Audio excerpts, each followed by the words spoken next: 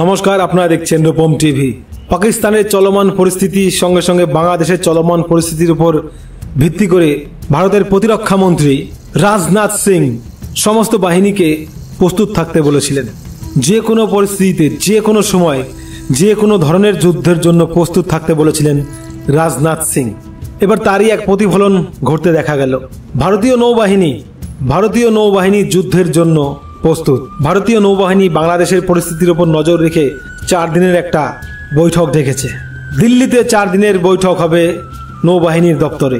চীনের ক্রমবর্ধমান তৎপরতা, পাকিস্তান নিয়ে বড় সিদ্ধান্ত এবং বাংলাদেশ নিয়ে বড় সিদ্ধান্ত হবে এই বৈঠকে। তার মানে রাজনাথ সিং যে হুঁশিয়ারি দিয়েছিলেন, এবার তার মতোই কাজ হচ্ছে।